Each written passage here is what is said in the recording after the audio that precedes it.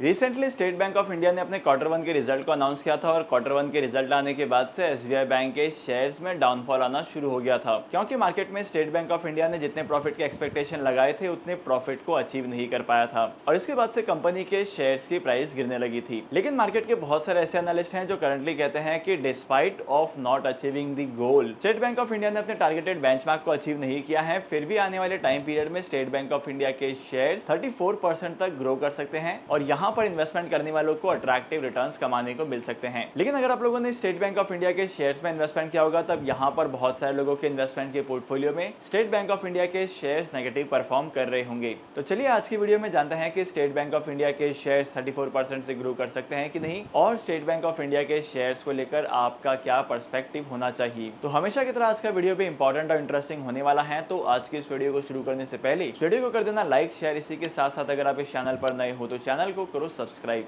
अगर आप लोग स्टेट बैंक ऑफ इंडिया के क्वार्टर वन के रिजल्ट को देखेंगे तब यहाँ पर आपको पता चलेगा कि स्टेट बैंक ऑफ इंडिया यानी कि एसबीआई की जो अर्निंग है वो ईयर ऑन ईयर बेसिस पर 2.7% से ग्रो कर चुकी है। और अगर ऑपरेटिंग प्रॉफिट को देखेंगे तो ऑपरेटिंग प्रॉफिट में आपको पता चलेगा कि ऑपरेटिंग प्रॉफिट 100% से ग्रो कर चुका है, मतलब सीधा डबल हो चुका है। और अगर आप रिटर्न ऑन असेट और रिटर्न ऑन इक्विटी देखेंगे तब इसका प्रपोर्शन निकल कर आता है 1.2% का और 20% रिस्पेक्टिवली। वहीं पर अगर कंपनी के लोन बुक की बात की जाए तो कंपनी के लोन बुक का साइज 15% से ग्रो कर चुका है ईयर ऑन ईयर बेसिस पर। और स्टेट बैंक ऑफ इंडिया का जो NIM है, नेट इंटरेस्ट मार्जिन है, वो 3.3% से गिर चुका है। कंपनी ने ये फिगर पॉजिटिव में एक्सपेक्ट किया था, लेकिन कंपनी का जो नेट इंटरेस्ट मार्जिन है ये कम हो चुका है। एसबीआई बैंक इंडिया की सबसे बड़ी फ्रेंचाइजी है और इंडिया का सबसे बड़ा बैंकिंग नेटवर्क का बैंक भी है। और इसी के साथ साथ अगर आप लोग एसबीआई के कस्टमर्स का काउंट करेंगे तो सबसे ज्यादा मार्केट कैपिटलाइजेशन और सबसे ज्यादा number of customers state bank of India के पास ही हैं। और इसी एक रीजन की वजह से मार्केट में स्टेट बैंक ऑफ इंडिया के प्रॉफिट्स इंक्रीज होने के चांसेस बताए जा रहे हैं। और अगर आप लोग स्टेट बैंक ऑफ इंडिया में लॉन्ग टर्म के लिए इन्वेस्टमेंट भी करते हैं तब यहाँ पर आपको अट्रैक्टिव रिटर्न्स कमाने को मिलेंगे। अब जैसे कि आप स्क्रीन पर देख सकते हैं कि ये रहे स्टेट बैंक ऑफ इंडिया के शेयर्स की करंट मार्केट प्राइस और जैसे कि आप स्क्रीन पर देख सकते हैं कि इस कंपनी के शेयर करंटली कितने ज्यादा वोलेटाइल थे।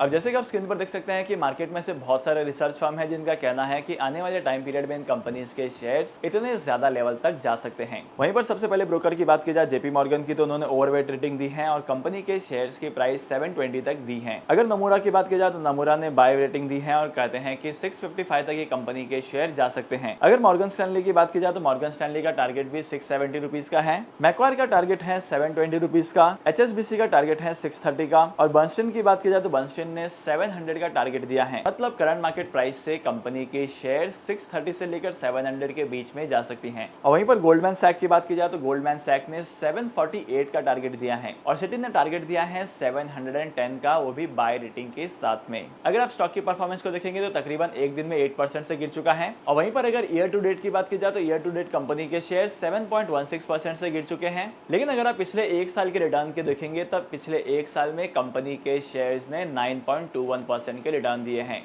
और अगर आप पिछले 3 महीनों के ग्राफ को देखेंगे तो लास्ट 3 मंथ्स में कंपनी के शेयर्स 3% के आसपास गिर चुके हैं। अगर आप पिछले 3 महीनों में देखेंगे तो ऐसे कंपनी से रिलेटेड ऐसे बहुत सारे ऑपरेशंस और बहुत सारे न्यूज़ मार्केट में आई थी जिसकी वजह से स्टेट बैंक ऑफ इंडिया के शेयर्स में गिरावट आई थी। लेकिन अगर आप लोग इन्वेस्टमेंट करना चाहते हैं तो ये इंपॉर्टेंट चांस हो सकता है जहां पर आपको कंपनी के शेयर्स, जहां पर आपको स्टेट बैंक ऑफ इंडिया के शेयर्स थोड़े से करेक्टेड प्राइस पर मिलेंगे। और अगर आप लोग यहां पर इन्वेस्टमेंट करते हैं तो आपके इन्वेस्टमेंट का कॉस्ट भी कम होगा और फ्यूचर में जाकर आपका प्रॉफिट का अमाउंट भी ज्यादा होगा। पर्सनली आई वुड से कि स्टेट बैंक ऑफ इंडिया के शेयर्स को लेकर आपको बाय करना है और उन्हें होल्ड करना है। जब तक आपको प्रॉफिट नहीं मिलता तब तक आपको होल्ड करना है, क्योंकि ये ऐसी कंपनी है, ये ऐसी कंपनी का शेयर है जहां पर आपको शॉर्ट टर्म में फ्लक्चुएशन देखने को मिल सकते हैं। शॉर्ट टर्म में आपके इन्वेस्टमेंट के पोर्टफोलियो में लॉसेस हो सकते हैं। लेकिन अगर आप अपने स्टेट बैंक ऑफ इंडिया के शेयर्स को लॉन्ग टर्म के लिए होल्ड करते हैं, 3 से 5 साल के टाइम पीरियड में होल्ड करते हैं, तब यहाँ पर आपको अट्रैक्टिव रिटर्न्स कमाने को मिलेंगे। तो आई वुड पर्सनली रिकमेंड कि आपको स्टेट बैंक ऑफ इंडिया के शेयर्स में इन्वेस्टमेंट करना चाहिए और लॉन्ग टर्म के लिए करना चाहिए। डिमैट अकाउंट ओपन करने के लिए टॉप 3 ब्रोकर्स के लिंक मैंने आपको डिस्क्रिप्शन में दी है, वहां पर जाकर आप डिमैट अकाउंट ओपन कर सकते हैं और स्टॉक मार्केट में इन्वेस्टमेंट करना स्टार्ट कर सकते हैं। तो आज के इस इंपॉर्टेंट वीडियो को यहीं पर खत्म करते हैं। मैं आपको मिलूंगा अगली वीडियो में नए टॉपिक के साथ, एक इंटरेस्टिंग टॉपिक के साथ। तब तक के लिए signing off, happy investing and good bye.